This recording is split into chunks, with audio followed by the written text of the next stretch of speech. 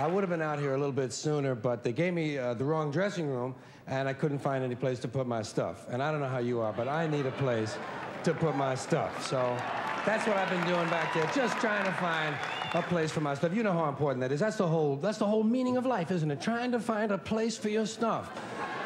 That's all your house is. Your house is just a place for your stuff. If you didn't have so much goddamn stuff, you wouldn't need a house. You could just walk around all the time. That's all your house is. It's a pile of stuff with a cover on it.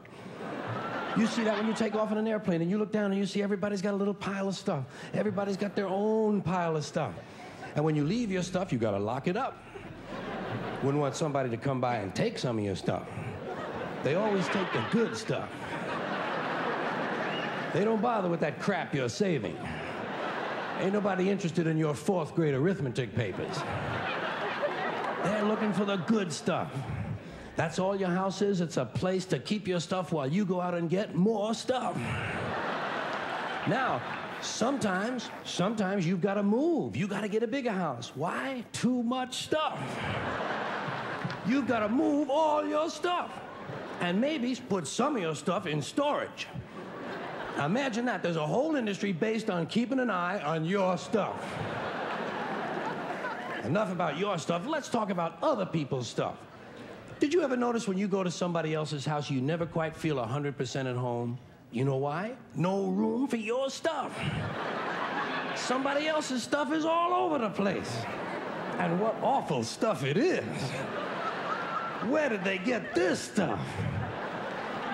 And if you have to stay overnight at someone's house, you know, unexpectedly, and they give you a little room to sleep in that they don't use that often, someone died in it 11 years ago, and they haven't moved any of his stuff.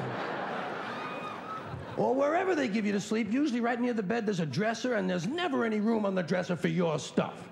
Someone else's shit is on the dresser. Have you noticed that their stuff is shit, and your shit is stuff? Get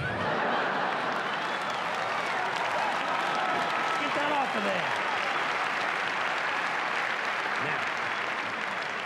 Now, sometimes you go on vacation, you gotta bring some of your stuff with you. You can't bring all your stuff, just the stuff you really like. The stuff that fits you well that month. Let's say you're gonna go to Honolulu. You're gonna go all the way to Honolulu. You gotta take 2 big bags of stuff, plus your carry-on stuff, plus the stuff in your pockets. You get all the way to Honolulu and you get in your hotel room and you start to put away your stuff. That's the first thing you do in a hotel room is put away your stuff. I'll put some stuff in here, put some stuff down there. Here's another place for some stuff here. I'll put some stuff over there. You put your stuff over there. I'm putting my stuff over here. Here's another place for some stuff. Hey, we got more places than we've got stuff. We're gonna have to buy more stuff. Yeah.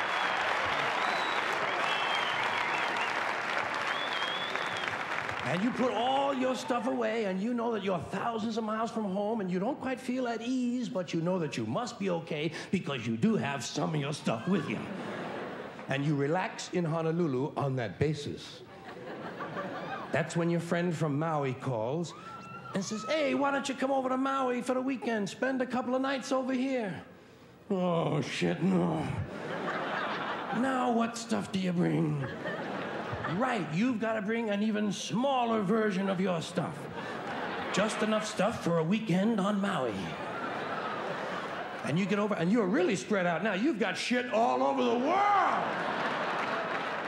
You've got stuff at home, stuff in storage, stuff in Honolulu, stuff in Maui, stuff in your pockets. Supply lines are getting longer and harder to maintain. But you get over to your friend's house in Maui and they give you a little place to sleep and there's a little window ledge or some kind of a small shelf and there's not much room on it, but it's okay because you don't have much stuff now. And you put what stuff you do have up there. You put your imported French toenail clippers, your odor readers with the 45-day guarantee, your cinnamon-flavored dental floss, and your Afrin 12-hour decongestant nasal spray. And even though you're a long way from home, you know that you must be okay because you do have your Afrin 12-hour decongestant nasal spray. And you relax in Maui on that basis. That's when your friend says, hey, I think tonight we'll go over the other side of the island and stay at my friend's house overnight. Oh, shit, no. No! What do you bring? Now you just bring the things you know you're gonna need. Money, keys, comb, wallet, lighter, hanky, pen, cigarettes, contraceptives, Vaseline, whips, chains, whistles, dildos, and a book. There's some just plain old words that are sort of fun to